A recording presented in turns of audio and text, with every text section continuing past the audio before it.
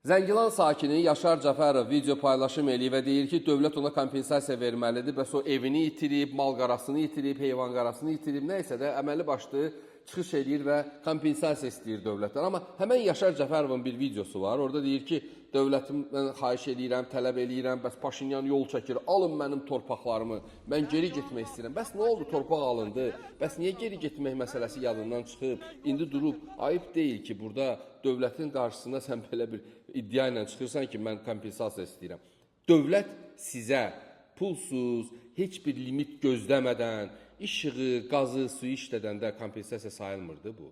Necə olurdu bir çox qanunsuz addımlar atanda dövlət ona göz yumurdu, deyirdi ki, bəs olmaz, gəlin dəstək olaq bu insanlara, bəs nətər olurdu bu kompensasiya sayılmırdı? Necə olurdu ki, siz bir çox məsələləri xahiş eləyəndə, öz məhz həmən bu hüququnuzdan istifadə edib güzəştlər istəyəndə və dövlət ona göz yumanda bu kompensasiya belə deyək, hesab olunmurdu. Yardımlar veriləndə hesab olunmurdu bu kompensasiya. Hətta mən bilirəm ki, bir çox bölgələrdə və elə orada da olubdu.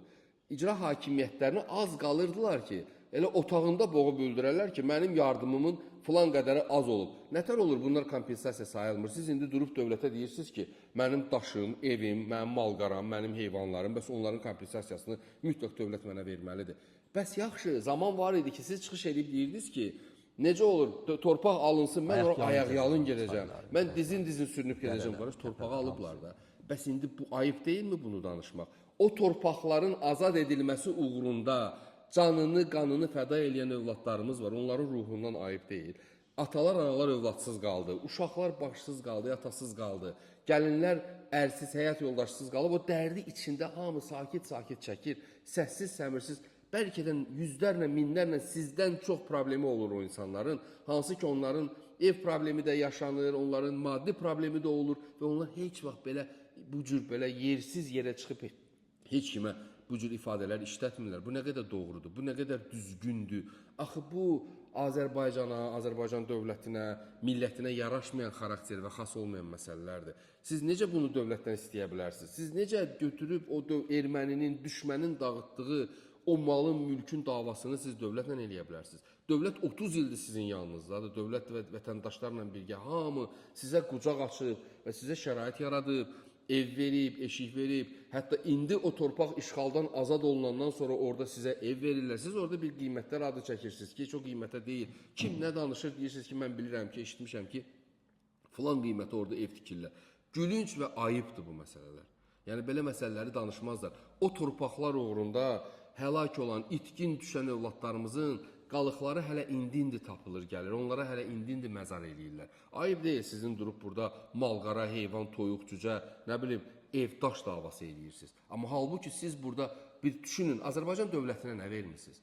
Nə eləmişsiniz də Azərbaycan dövləti üçün? Dövlət amma sizin üçün eləyəndə nə eləmişsiniz? Eləmişsiniz, pulsuz qazı işlətdiniz, pulsuz suyu işlətdiniz, dayanmadan limitindən istifadə elədiniz, bütün kommunikasiyalarından istifadə elədiniz, güzəştlərdən istifadə elədiniz, yardımlardan istifadə elədiniz, tikintilər həyata keçirdiniz, adını qoydunuz ki, bəs biz qaçqın düşmüşük, bizim problemlərimiz var, buna dövlət göz yummalı. Dövlət də göz yumdu, tapşırıq da verdi ki, evləri də zəbt eləsə, obyekti də zəbt eləsə, dəyməyin onlara, olmaz qoyun, torpaq azad olunandan sonra onlar qayıdacaq və bu məsələlər öz hüquqi yolunu tapacaq. Bütün bu proseslərə dövlət elədi, siz dövlətə nə eləmişsiniz? Və çıxıb bugün dövlətdən mənim orada evimi dağıdıb, dövlət dağıdıb sənin evini. Sənin evini düşmən dağıdıb. Sən bugün o düşmənə qarşı bu dövlətin yanında olmaq lazımdır.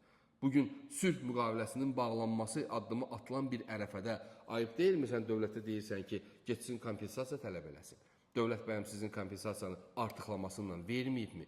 Bu vicdanı satmaq deyil, adamın bir vicdanı olar. Adam belə danışmaz axı. Həmən sizsiz ki, o mitingdə deyirdiniz ki, Paşinyan yol çəkir, getmək istəyirəm torpağa. Hətta çıxışınızda etiraf edirsiniz ki, mən belə tez gözləmirdim torpaqları almaq. Niyə? Sərf eləmirdi. Bəs yaxşı, indi niyə belə danışırsınız?